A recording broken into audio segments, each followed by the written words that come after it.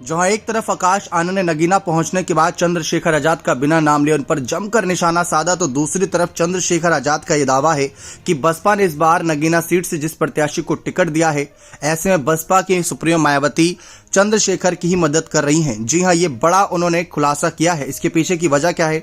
दरअसल पूरी जानकारी यह है कि भीम आर्मी प्रमुख चंद्रशेखर आजाद ने यूपी की नगीना सीट से ताल ठोक कर चुनाव को और दिलचस्प बना दिया। चंद्रशेखर आजाद का कहना है कि मायावती के उम्मीदवार के तौर पर चुनावी मैदान में है। उन्होंने कहा कि आप देखिए कैसे बहन जी ने बाहर के उम्मीदवार सुरेंद्र को यहां पर उतारा है। जी हां, ये काम उन्होंने मेरे लिए ही किया है और यह परिवार का कोई सदस्य ही समझ सकता है कि वह कैसे मेरी मदद कर रही हैं। वह भी यही चाहती है कि मेरे समाज का नेता मेरे बाद निकलना चाहिए, इसलिए उन्होंने मेरी मदद का यह तरीका चुना है। यह इशारा कोई परिवार का सदस्य ही समझ सकता है। चंद्रशेखर आजाद ने कहा कि आकाश आनंद यहां आ रहे हैं, अपने उम्मीदवार के लिए रैली करेंगे, लेकिन वह मेरे छोटे भाई हैं। उन्हें भी मालूम है कि उनका उम्मीदवार मैं ही हूं। पार्टी के लिए उन्हें रैली करना है, इसलिए औपचारिकता में कुछ बोलना भी होगा, लेकिन मेरा जनता को मालूम है कि वह रैली में कुछ ही बोले, लेकिन सभी चाहते हैं कि मैं यहां से जीतकर परचम लहराऊं। भीम आर्मी प्रमुख ने यहां तक कहा कि 70% वर्सेस 30% की लड़ाई है। मैं 70% का प्रतिनिधित्व करता हूं, बाकी 30% में शेष सभी दल हैं। चंद्रशेखर ने कहा कि अखिलेश यादव और कांग्रेस के बड़े नेता राहुल गांधी से भी उन्होंने समर्थन मांगा था। मैंने सिर्फ इतना कहा था कि आप एक सीट पर मुझे समर्थन करें, मैं आपकी तमाम सीटों पर मदद करूंगा, लेकिन पता नहीं लोगों ने इसका क्या अर्थ समझा और सभी ने अपने उम्मीदवार मेरे खिलाफ उतार दिए। अब मेरी पार्टी मेरा रोल तय करेगी कि मैं उन्हें कैसे मदद करूं या ना करूं। अखिलेश यादव मेरे भाई हैं, मुझे लगता है कि कैसे उम्मीदवार को उतार कर उन्होंने मेरा समर्थन किया है। उन्होंने कहा कि चंद्रशेखर आजाद अगर जीता तो अकेले संसद में दलित और पिछड़ों के मुद्दों को उठाऊंगा, अकेला उनकी आवाज बनूंगा और उनके समाज उनकी आवाज में आवाज मिलाऊंगा।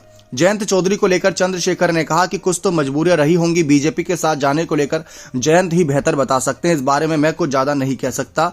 उन्होंने गलती किया नहीं, ये मैं नहीं कह सकता। बता दें कि नगीना सीट पश्चिमी यूपी के बिजनौर जिले में आती है।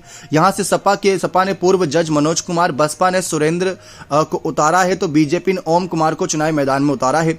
आकाश आनंद ने इसी पर निशाना साधते हुए चंद्रशेखर आजाद को आड़े हाथ लेते हुए कहा कि क्या आपको लगता है कि बसपा प्रत्याशी कमजोर है? क्योंकि चंद्रशेखर आजाद ने कहा कि बसपा प्रत्याशी कमजोर है, इस वजह से बसपा कहीं ना कहीं बाहरी तौर पर मेरा समर्थन कर रही है। इसी वजह से उन्होंने दलित समुदाय से या किसी अन्य समुदाय से यहाँ पर किसी और नेता को टिकट ना देते हुए मेरी मदद इनडायरेक्टली की है। यहाँ पर जिस तरीके से चंद्रशेखर आजाद का ये बयान है, ये काफी चर्चाओं में बना है और ऐसे मायावती के समर्थकों को लेकर भी स्थितियां गड़बड़ा सकता है। जी हां, बीएसपी के सुरेंद्र पाल सिंह यहां पर एक मजबूत कैंडिडेट के तौर पर देखे जा रहे हैं।